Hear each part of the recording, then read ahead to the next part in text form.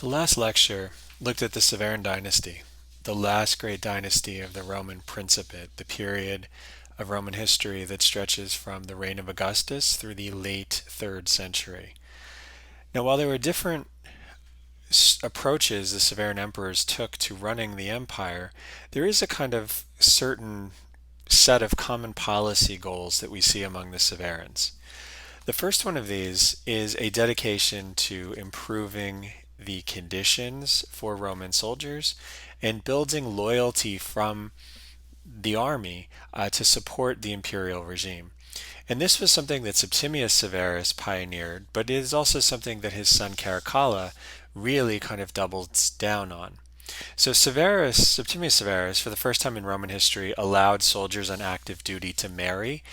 He allowed them to set up families in the series of camps and garrisons that were erected along the border. And the soldiers would live in these camps, and then some of these soldiers, who were non-citizen auxiliaries, would even farm land along the border. And so the idea that Severus had was that the Roman military, which had started in the Republic as a group of citizen soldiers from Italy who would go out to wherever they were needed and fight in a short-term fashion, needed to be transformed. And the transformation had, of course, begun long before Septimius Severus, but the legal regulations governing the soldiers who were now based in provinces and drawn from those provinces needed to catch up with the reality of their experiences. And so these soldiers who lived along the borders would have relationships with people who lived in those areas. They would have children with people who lived in those areas. But because they were not allowed to marry before Septimius Severus's reforms, those children were not legitimate children unless or until their father was discharged from the military and retired. And of course, serving in the military is a dangerous job. So a lot of those fathers never made it to the retirement age, and the sons and the partners that the soldiers had never reached the status that they should have been entitled to. And with Septimius Severus, this was recognized as a problem, and the solution was to allow these soldiers to marry. So as you can imagine, this is a reform that was extremely popular with soldiers, and it made Septimius Severus extremely popular with soldiers.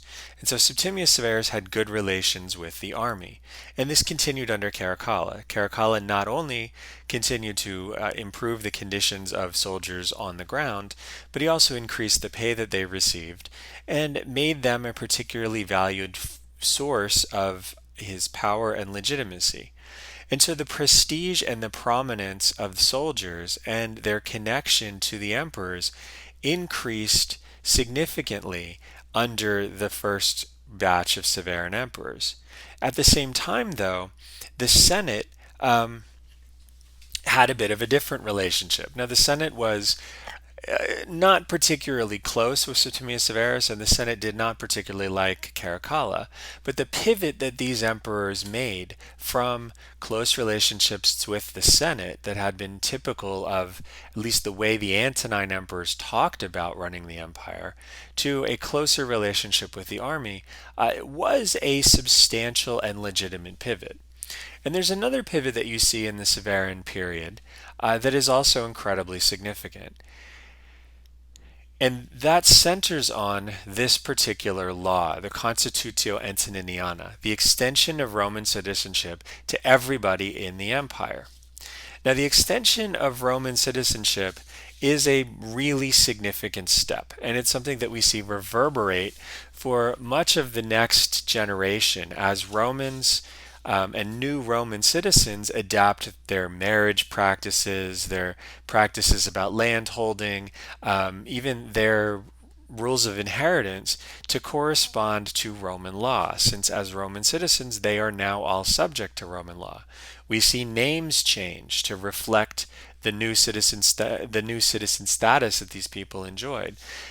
This too is part of a general pivot on the part of the Severan dynasty, a pivot away from working closely and exclusively with a citizen structure that depends overwhelmingly on Italians, to a larger view of what the empire is, a view in which everyone in the empire should not only contribute to the well-being of the empire, what Caracalla calls helping carry the burdens, but also benefit from the achievements of the emperors and the achievements of the empire, what Caracalla calls sharing in their victory. And the Severan emperors embraced their connection to the provinces, and particularly their connection to some of the centers of power in those provinces that the Senate and the Roman authorities had not privileged before. But at the imperial center, we see another step that's particularly interesting. The Severan embrace of the provinces and the Severan embrace of the kind of diversity of these new citizens was something that later Severan emperors brought to Rome, and did this in a way that was in some fashion challenging what the limits of kind of acceptable diversity would be in the city of Rome.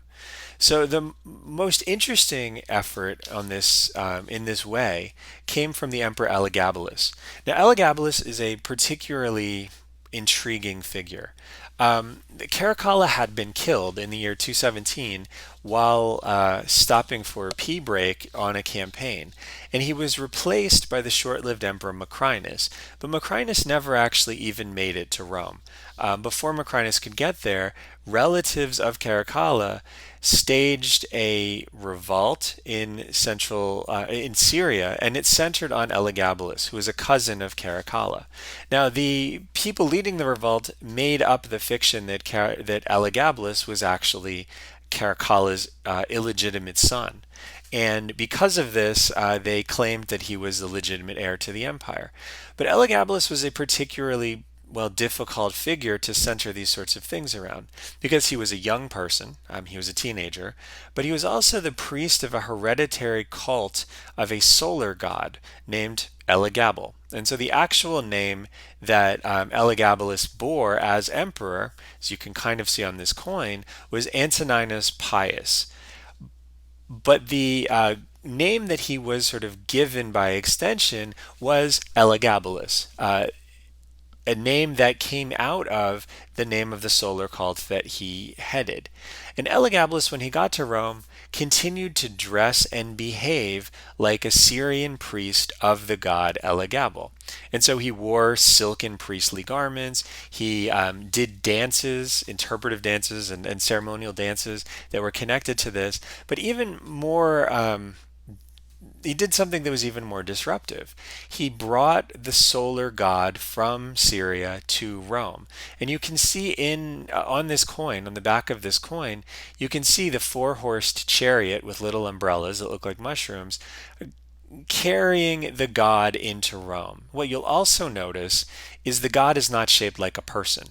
Most Roman gods, when they were represented on coins, they were represented in an anthropomorphic way. They were represented in a sort of human form, not Elagabal. Elagabal was actually a giant meteorite, a rock. And the worship or the embodiment of this god in this rock was something that a lot of Romans in Italy found particularly strange. But what also worried them was when Elagabal brought this god into Rome, he first of all paid for the construction of a massive temple on prime real estate in the city of Rome, but then he tried to arrange a marriage of his rock solar god, Elagabal, to gods or goddesses in the Roman imperial pantheon. Elagabalus himself tried to symbolize or represent this fusion of provincial religion and Roman religion by marrying a Vestal Virgin. Now, to senators, this was seen as something that was sacrilegious, incredibly disruptive, and not something that they really wanted to tolerate. They didn't like the aesthetic of this rock god coming to Rome, and they didn't like and didn't support the decision by Elagabal to marry a Vestal Virgin. It was incredibly disruptive, and it was not something that Romans were willing to tolerate. But you could understand how, in the aftermath of the Constitutio Antoniniana and the extension of full citizenship, this might seem like a good idea to Elagabalus. This was a ceremonial and symbolic fusing of Syria and Rome.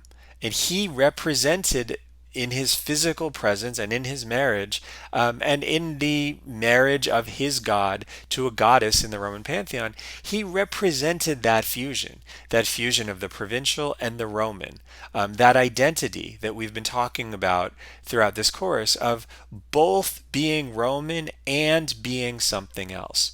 And so what Elagabalus was doing was in essence performing the fusing of those two identities that needed to be brought together in the aftermath of the extension of universal citizenship by the Constitutio Antoniniana. The problem, though, is Elagabalus was moving too fast and was going too far.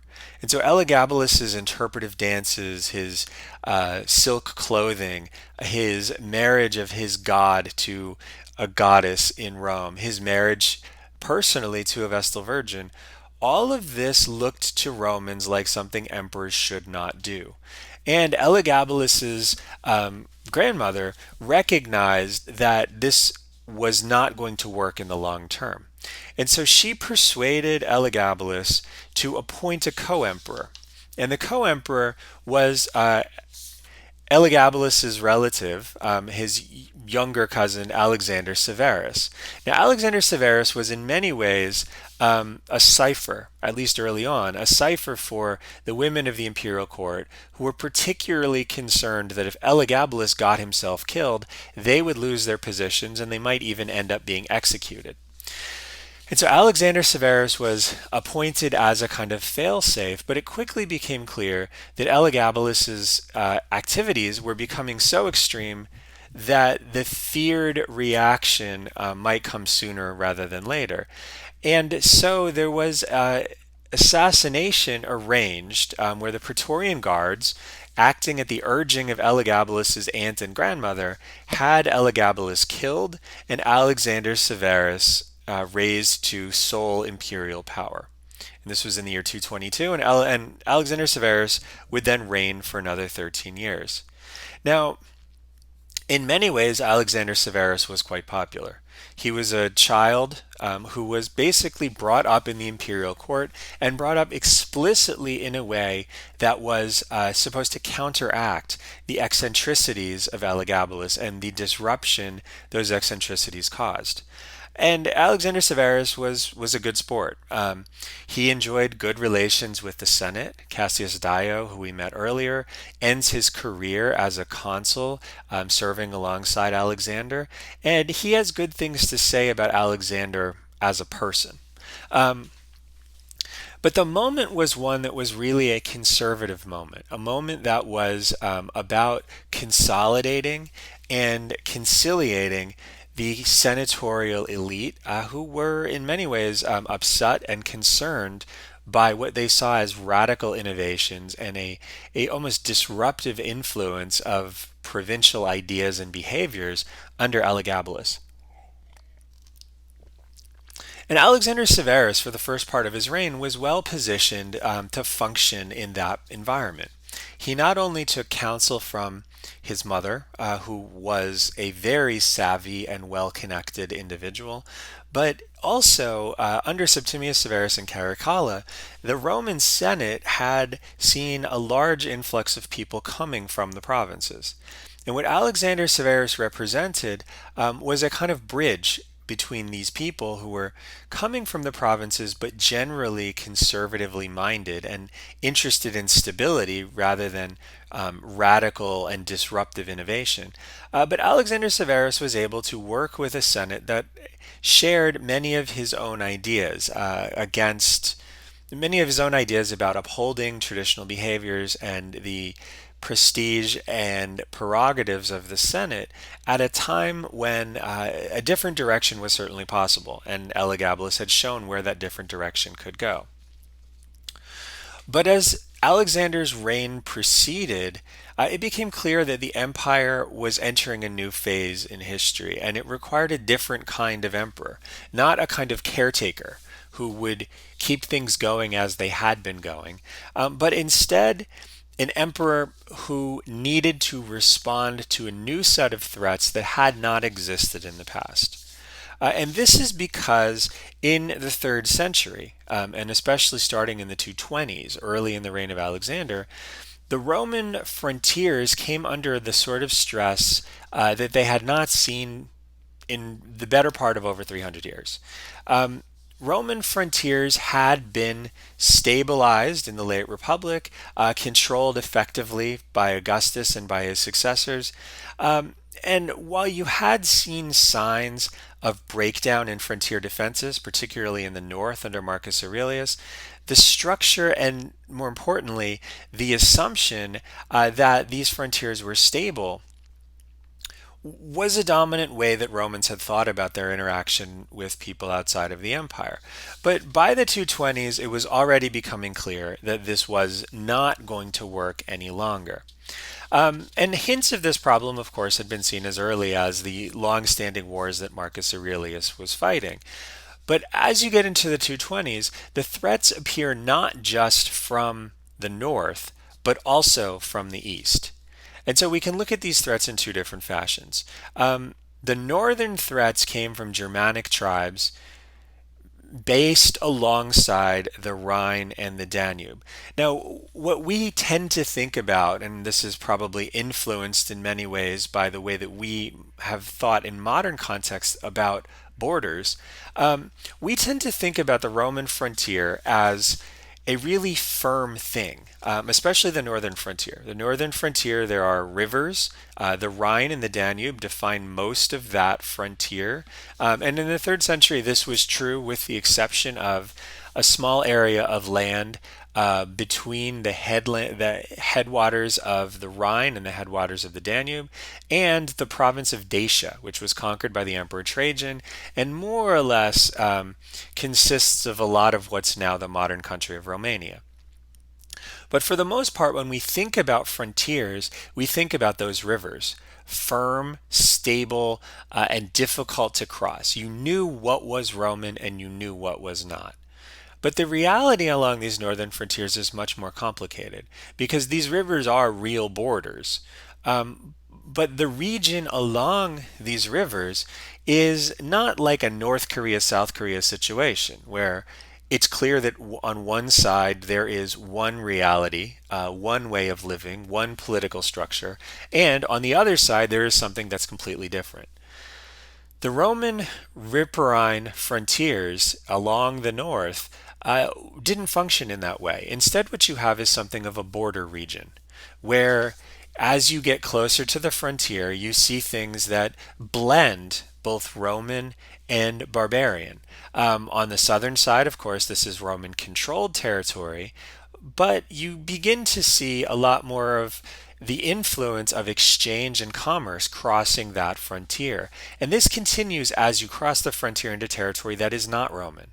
There is still a significant influence, a significant Roman influence in those areas because the frontiers are things that they exist, they are real, but they are permeable, and people cross these frontiers regularly. We see, for example, Roman coins circulating on both sides of these frontiers. What you also see are coins that are minted in imitation of Roman coins circulating on both sides of these frontiers. And so, as you get into the third century, what you have to understand is these people along the Roman frontier, especially on the barbarian side of that frontier, are not uncultured and technologically backward savages. They are people who interact regularly with the Romans. They understand what the Romans can do, they respect it, but they also have become more and more capable of absorbing some of the technology and infrastructure that Romans have created. And so we have to imagine this as something of a border area. And in the third century, people on the other side of the frontier area, people on the other side of this border area, become more restless. And the military threats coming from people across the Rhine and the Danube become more significant. Now, this is a problem because in the 220s, Rome faces not only the threat of these people from the north, but at the same time, it faces a threat that arises out of Persia in the 220s. Now, when we think of Persia, and when most students think about Persia, they think about the old Persian Empire of Cyrus the Great, the empire that invaded Greece, burned Athens, and was defeated and conquered by Alexander the Great. Now, in the 220s, a new Persian empire rises, and it's an empire that overthrows the previous regime centered in Mesopotamia and Iran, a regime called the Parthian dynasty. And the Parthian dynasty was Rome's great rival for most of the imperial period. The first Roman war with the Parthians occurs in the first century BC. And for the most part, Parthia and Rome existed in a kind of balance. The Romans were clearly militarily able to fight back against any Parthian invasions, but generally speaking, the Parthians had not much interest in taking territory from the Romans. When there were wars with the Parthians, the aggressor was usually the Romans. And the conflict, if there was conflict, usually centered on territories like Armenia that were sort of shared between the Romans and the Parthians. But the Parthians had no interest in, say, invading Syria and conquering that territory for themselves. But the Persians did. The new Persian dynasty in the 220s was an expansionist dynasty, and it was also a dynasty that, at least some of our sources say, made claims on Roman territory that was once territory that belonged to the old Persian Empire of Cyrus and his successors.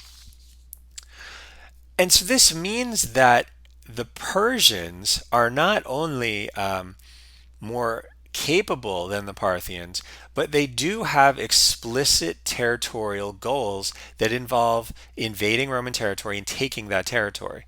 And so in the 220s, the empire is facing threats from two sides. It's facing threats from barbarians in the north, and it's facing threats from the Persians in the east. And Alexander Severus, this emperor, is the emperor who is forced to confront this. And this was not the job that Alexander Severus was chosen to do. He was chosen to stabilize things in Rome and work well with the Senate and be an emperor who privileged stability. But the situation in the 220s required something radical and different. It required an emperor who didn't sit in Rome and manage relationships with the Senate and entrust the governance of his provinces to governors with military commands. This was now a hands-on problem, and the emperor was expected to, like Marcus Aurelius, go with his armies and command them as they fought for the protection of these new Roman citizens who expected the state to protect them because they were full participants in the state. And so Alexander Severus does the job expected of him. He goes with the army. He fights a campaign in Persia. The campaign that Alexander Severus designs is actually a quite interesting idea. It's a sort of threefold attack on the Persians using three different armies. Two of the armies are defeated, but the third army does penetrate into Mesopotamia, and it is a relatively successful campaign. But while Alexander is fighting this war, news comes of a large German attack along the Rhine frontier. And so Alexander is forced to make peace with the Persians and then travel with his troops almost 2,000 miles to the German frontier. And when he gets there, it becomes clear that his governors in the region have more or less managed to blunt this attack before the large field army arrives.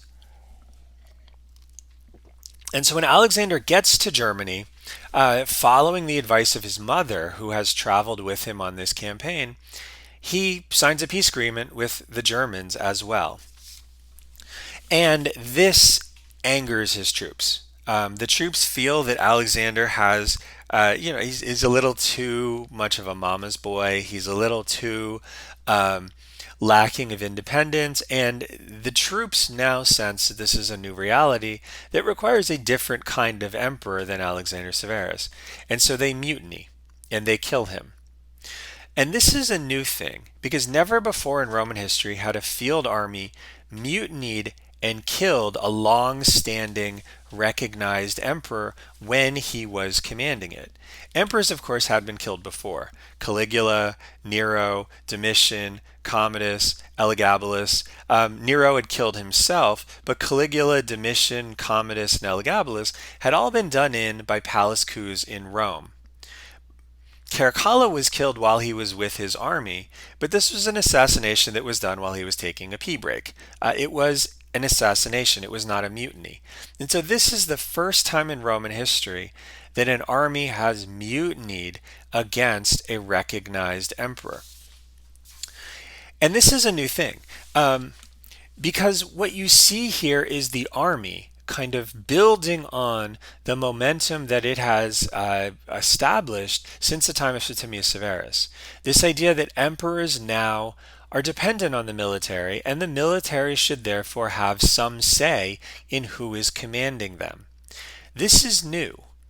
In the past, when you had these coups happen, these coups had, in many ways, been things that had been signed off on by senators. So when Domitian is killed, Nerva knew about this and had signed off on it.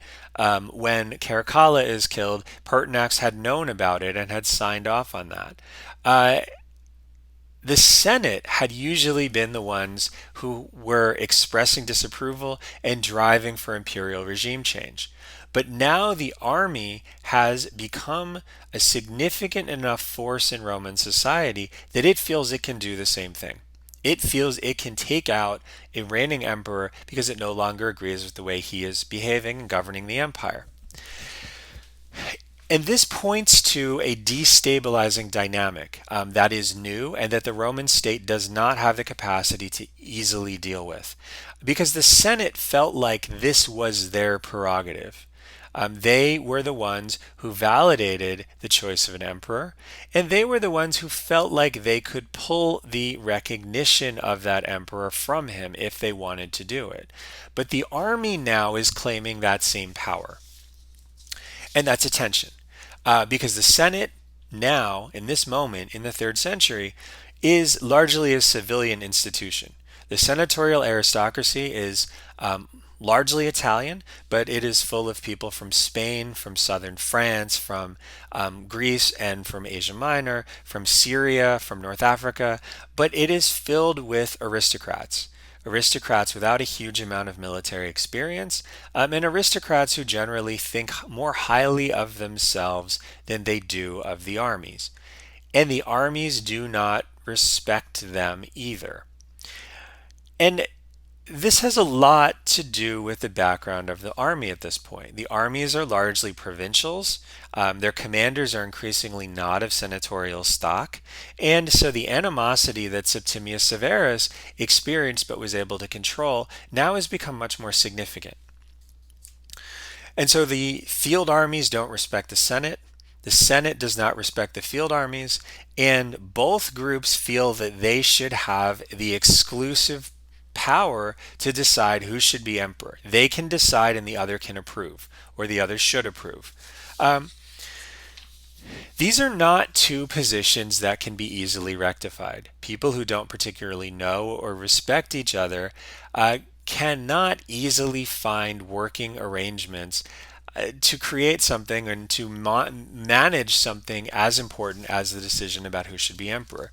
And throughout the 3rd century, the mutual animosity between soldiers and Senate would prove to be as much a threat to the empire as the Persians were the barbarians. Because with the death of Alexander Severus, we now enter into a political moment that historians have called the 3rd century crisis. And what's traditionally called the 3rd century crisis is set off following the execution or the death of Alexander Severus. And it's set off because the soldiers, after killing Alexander Severus, appointed their own emperor, an emperor that they wanted, an emperor named Maximinus Thrax, who they knew well, they respected well, and in his background was sort of the antithesis of what the Senate would approve. So our historical sources, which are written or which either written by senators or reflect the positions taken by senators, are brutal to Maximinus. So the Historia Augusta, which at this point has moved from working off of a relatively reliable, though polemical senatorial source, to functioning more in the realm of almost like novelistic exaggeration, it talks about Maximinus in this way. It says that Maximinus was born in a village in Thrace bordering on barbarians, and he was from a barbarian father and a barbarian mother. The one, men say, was a Goth, the other, they say, was an Alan. And this youth, half barbarian and scarcely yet master of the Latin tongue, spoke almost pure Thracian, and he asked the emperor to give him permission to compete in public games. Now, what you see here is a characterization of Maximinus that is supposed to exclude him from even being considered emperor material. This is somebody who, the Historia Augusta says, is not really Roman. He's a barbarian. And of course, is he a Roman citizen? Yeah, he's a Roman citizen, but this is not the sort of person. He doesn't even speak Latin. He doesn't speak any sort of civilized language. And this is not the sort of person who should be in power. But the Historia Augusta goes even beyond this. There's an element of his character that's mentioned in ancient sources that in some ways corresponds to this idea of being sort of below the level of an emperor, but also in one fashion, almost subhuman. So the Historia Augusta says that he drank in a single day 6 7/8 gallons of wine. He ate 40 pounds of meat, or according to Cordus, no less than 60. And it seems sufficiently agreed too that he abstained from vegetables and almost always from anything cold, save when he had to drink. And he would often catch his own sweat and put it in cups or a small jar, and he could exhibit by this 2 or 3 pints of sweat a day. Now, this is not human behavior.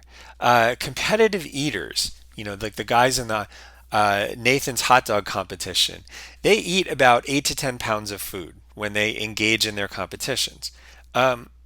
Maximinus eats 4 to 6 times that on a regular basis, in addition to consuming almost 7 gallons of wine a day. And so what you see here is a representation of Maximinus as almost an animal, not a human. Not only is he not emperor material, but he's not even really human. And so because of this, he shouldn't be in power. Now this is a senatorial perspective on Maximinus. But his armies had a very different view of him. His armies actually adored Maximinus. They selected him because he was tough, because he wasn't dominated like Alexander Severus was by his mother, because he would fight, and he did fight. And what we're told is that the troops loved him, but the Senate was afraid of him. They were so afraid of him that prayers were made in temples, both publicly and privately, and even by women and their children, that he should never actually make it to the city of Rome. Now, Maximinus, it seems, was not particularly perturbed by this initially. He abandoned the peace negotiations that Alexander Severus had with the Germans and instead launched a series of campaigns to try to use military force to eliminate the threat that they posed. And it seems that his ultimate goal was to take over all of Germany and make it into a new province. This is Germany beyond the Rhine. This is something that Augustus had attempted in the past, and Augustus's idea was the border of Germany and Rome should be the Elbe River in what's now eastern Germany. And Maximinus apparently was trying to do something similar. But that sort of campaign required a huge amount of money that the Senate needed to pay. And the Senate did not want to do this. It resented the tax demands required to mount a campaign that they didn't think was necessary. And in 238, after a couple of failed coup attempts to kill Maximinus, wealthy people in North Africa became enraged at the level of taxation that they were forced to endure. And so they moved to appoint a new set of emperors, a wealthy man named Gordian and his son, Gordian the First and Gordian the Second. Now, the two Gordians lasted only about 20 days before forces loyal to Maximinus had them, well, captured. One was killed, the other committed suicide. But it was clear that the reign of Maximinus was not as stable as it could have been. And the Senate had also extended recognition to the two Gordians out of their anger at Maximinus and their concern about what he would do. So after the Gordians were killed, the Senate refused to confer recognition back to Maximinus. And it appointed then two senators as new emperors who could challenge Maximinus. These were the senators Balbinus and Pupienus. Now, these were two men who did not particularly like each other, and they didn't get along very well. And when forces loyal to Maximinus marched into Italy to deal with the revolt, Maximinus saw to the death of Balbinus and Pupienus.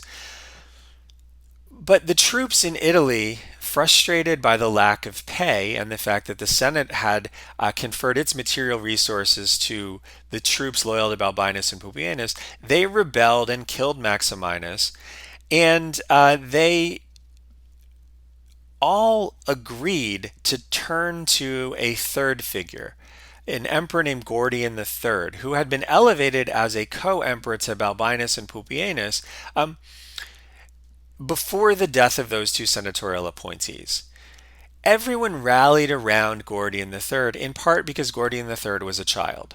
He was young, he could serve as a kind of cipher for the interests of everyone, and in 238, after going through and seeing the death of 5 emperors in the course of less than 12 months,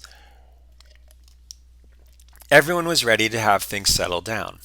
But Gordian's appointment did not stop what had become a familiar 3rd century pattern. Because the reign of Maximinus and the chaos in the year 238 had highlighted a fundamental conflict between senators and provincial troops. A conflict that could not be easily resolved even by the appointment of an emperor who was effectively a non-entity. Senators and their troops would not find a balance again for nearly 50 years. And in that 50 years, you would see repeated revolts and deaths of emperors as other people would step up and try to claim power from them. So between 238 and 284, you see nearly 50 men claim imperial power.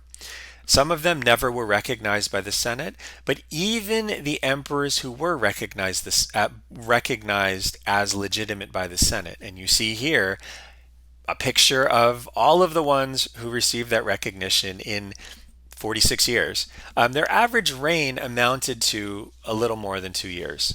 And this includes the reign of the Emperor Gallienus that lasted for almost 15 years. This is because repeated military coups against senatorial emperors and senatorial coups against military emperors continued across this entire span. This was not a situation that one individual emperor could balance. The senatorial coups failed because they could not, in the long term, command the support of the military forces. And the military forces could not raise the revenue required to support the armies in the way that the troops wanted.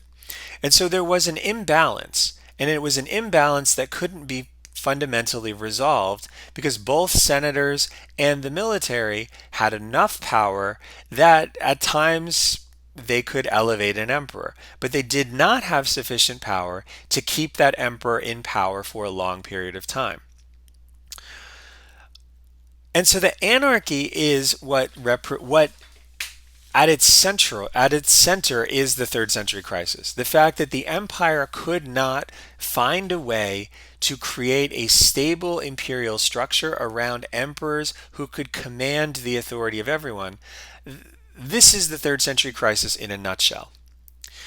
But there are aspects of the third century administrative and political crisis that cause other problems as well. And the biggest problem is as these emperors fight each other, they pull resources away from the provinces and from the frontiers in fashions that make the empire unable to deal with challenges coming from Germanic barbarians and the Persian Empire. So, for one example of this, the Emperor Decius conducts a civil war and wins a civil war against the Emperor Philip the Arab. And to fight this civil war, Decius had to pull troops from what's now Bulgaria and Romania, march them into Italy, and confront the army of Philip. But when he pulled these troops out of this region, Gothic barbarians were able to take advantage of this and launch attacks deep into and going as far down into what's now modern Greece. When Decius then responded in 251, Decius's army was not particularly well positioned to respond to this, and Decius also was not a particularly good commander. And so when Decius led this response, he blundered into a battle on a marsh, and his troops and he ended up losing their lives. So in this battle, he was killed, his army was nearly destroyed, and the Goths then received a peace treaty from his successor that allowed them to keep all the plunder they had taken during their raid and also get a yearly tribute payment from the Romans.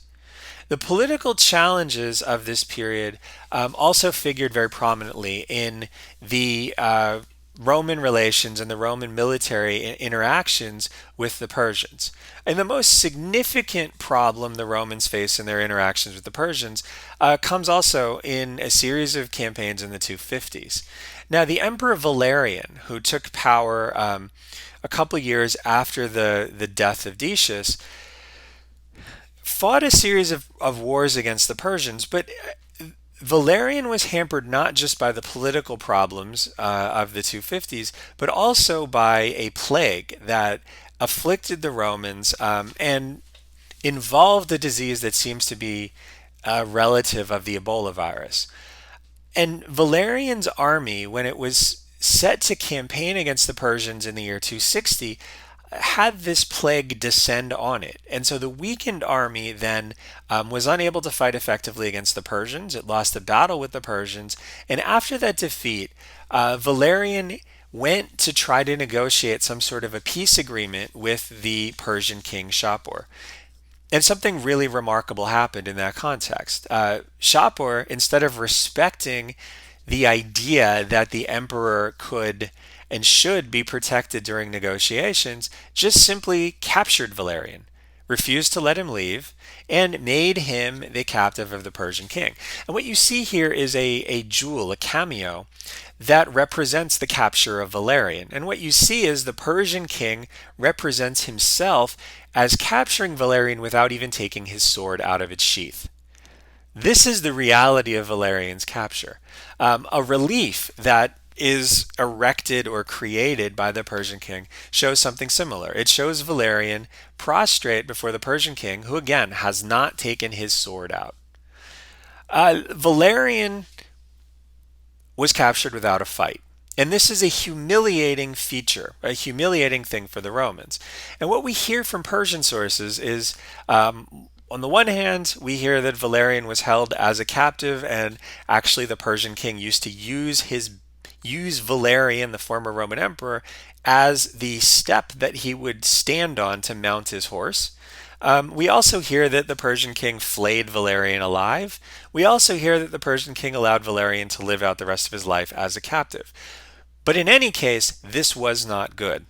And after the capture of Valerian, Persian forces are able to range widely across Syria and into Asia Minor. The great city of Antioch, probably the third biggest city in the Roman Empire, is sacked following Valerian's capture. And the residents of Antioch are taken back to Persia as captives. They are basically enslaved. The Persian forces, though, after the capture of Antioch, lose their discipline. They begin breaking down into raiding parties. And while they could have, if they'd moved efficiently in an orderly fashion, probably absorbed much of the Roman Near East, instead dissolve into these raiding parties and are surprised by a Roman force led by a man named Marcianus, a man who's a treasury official who creates a Roman army or leads a Roman army and defeats what is left of the Persian forces in Asia Minor. And more significantly, the city of Palmyra, which you see in the Syrian desert on this map, also organized a response to the Persian incursion. And the city of Palmyra begins attacking the Persians in Syria. It pushes them out of Syria, and then, under the leadership of its king Odenathus, conducts actually offensive activities back into Persian territory and even sacks the Persian capital of Ctesiphon. At the same time that this is happening in the east, where the regime in Palmyra takes for itself the defense of the east in the name of the emperor, but in actuality using its own resources, a similar thing happens in the north. The Roman frontier broke down at the same time in 260. It broke down in the north at the same time that it broke down in the east. And a group of Germanic barbarians pushed across the Danube and pushed into even as far as northern Italy. They, like the Persians, seized a lot of plunder. They seized a lot of captives. But as they were moving back out, and moving through what's now Bavaria, a force led by the Roman governor, or a force ultimately loyal to the Roman governor of Gaul, a man named Postumus, attacked these Germans, defeated these Germans, and liberated the Roman captives that they had created. But like Palmyra, the force commanded by Postumus did not exhibit clear loyalty to the center in Rome. And while people in Palmyra were ambiguous about their loyalty to Rome, in Gaul, Postumus created his own empire. Postumus carved out territory in Britain, in what's now France, and for a while what's now Spain. And this became his own empire that he ruled in his own Roman fashion. It was still Roman. He advocated very strongly for the rights of Romans, for the protection of Romans, but he used the resources under his control not to march into Italy and to try to overthrow the Emperor Gallienus, the son of Valerian, who was reigning in Italy. Instead, he just controlled the territory that he had, he defended the territory that he had, and he kept the resources from that territory in that territory. These were Roman citizens who required the state to support them, and a unified empire under the control of Gallienus could not support them. It could not protect them. And what Postumus said was, in essence, these resources should stay here. They should not go to Rome, and then Rome decides from a central sort of place of administration how the resources should go back out and whether those resources should protect people in France.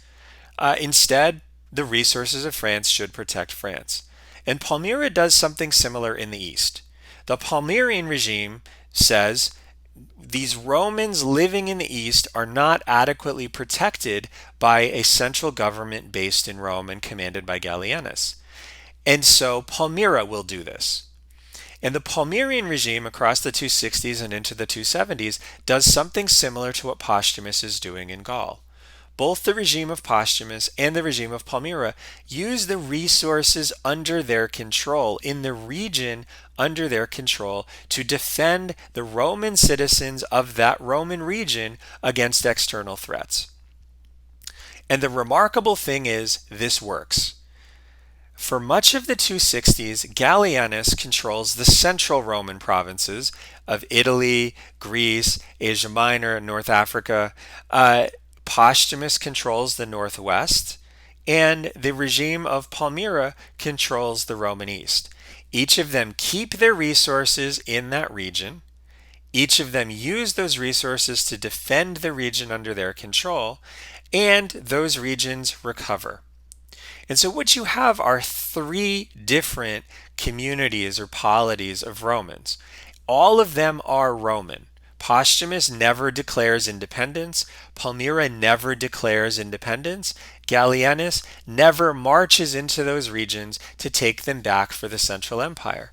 Instead, what you have are three distinctive Roman polities that use the resources under their control to protect those Roman citizens that the central government had failed in the 250s. And for much of the 260s, this works. But the political disruptions that you see in the 3rd century had all sorts of other effects as well. While the recovery of the 260s stabilizes Roman frontiers, and it really does have this effect. These areas really do function better and protect themselves better in this kind of divided empire. Conditions of daily life in the Roman Empire during the 3rd century crisis do suffer, and they suffer in some ways significantly. Even under Septimius Severus, one had begun to see this. But as plague and as wars lead to the depopulation of the countryside, some of the structures that had made villages and towns functional begin to break down. And this is particularly felt in some provincial cities. So, for example, we see in Justinian's Digest, a 6th century text preserving earlier materials, the text says that the governor of the province needs to make sure that the city councilors who have left the area of the municipality to which they belong and have moved to other places are recalled to their native soil to perform the appropriate public services. Now, what this law says is almost as important as what the law is responding to. The law is responding to the fact that these city councilors, who under the Antonines had paid so much money to make their city better and had gladly served their city and done the things that their city asked them to do, now have in large numbers left those cities that they should belong to. Now, of course, these are Roman citizens. They have the freedom to go wherever they go, but they are also citizens of the municipality they came from. Before the extension of universal citizenship, they didn't really have a good option to leave that municipality, but now they do, and they are. And they're leaving the municipality in such numbers that these municipalities, the home cities, are struggling to actually function. The Plutarchs and the Damianus of Ephesus of the 3rd century crisis are not staying around. They are not building the porticos that are required. They are not paying to clean the sewers. And this law says that the governor of the province needs to make sure that they go back home.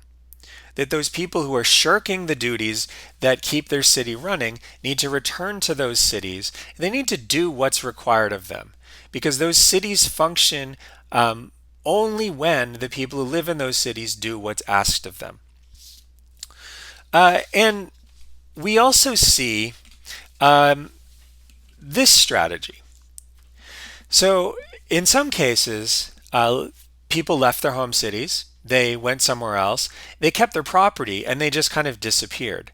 In other cases, though, when they're returned to their cities, they actually are making financial decisions that it makes more sense for them to give up their property, to give up their farmland, give up their house, and turn it over to the emperor, because they don't want to pay for the public services that they're required to. And so they turn the property over to the emperor and require then the emperor, who's the legal owner of the property now, to maintain the cities. And this law says that's not allowed. If you do not want to pay for these public services in your home city, it is not allowed for you to give your property to the emperor and say that the emperor then should take care of this because he owns the property. The emperor explicitly says here, I will not take your property and take with it the responsibility to perform your public services.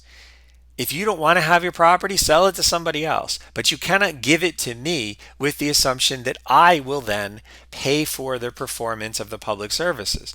We do not want to do that. And so it says our fisc is not concerned with such cessions. What he's saying is, I will not allow you to put into my personal account your property because I don't want to be responsible for running these cities. And so, given the nature of Roman government, this is a huge problem. Because the nature of Roman government from the time of Augustus through basically the reign of Septimius Severus had expected that people in their home cities would take pride in their home cities, they would stay in their home cities, and they would do the things their home cities asked them to do. It's not happening now. The 3rd century crisis has begun to break that down. And so when we think about Roman decline, the 3rd century crisis gives us a number of ways to think about that. What we see, first of all, is a decline in the political stability of the state. That is undeniable. But what we also see is a shifting kind of pattern of Roman ability to control its frontiers. At some moments, like the 250s, Rome is much less able to control its frontiers than it had been in the past. But as you move into the later 260s, Rome is doing a reasonably good job of controlling its frontiers. But all of the things that we are seeing also have a knockoff effect. The lack of political stability and the imperfect control of Roman frontiers leads to situations like this, to situations where the basic structures that maintain Roman cities are starting to break down. And so when we look at the 3rd century, and especially the 3rd century crisis, it's very tempting to see in this signs of Roman decline. And in some aspects, that is clear. But in other aspects of Roman life, the picture is much more muddled. And so how we think about this period and how we respond to this period is in many ways conditioned by some of the assumptions we bring into it. And so as you think about whether Rome declined and fell or whether Rome undergoes a period of transition, both of those things are in evidence in the 3rd century. Roman society is becoming more integrated. It's becoming something that at its highest levels involves more and more of the people from the provinces who got citizenship under the Constitutio Antoniniana. And we also see that the state is becoming more and more responsive to their needs. But in other aspects of Roman life, the capacity of the state, the functioning of the state, and the conditions that people are living through have declined in very clear ways and very much undeniable in their implications. Ultimately, the question becomes, what story are we telling? And how does that story matter? And what elements of that story are more important?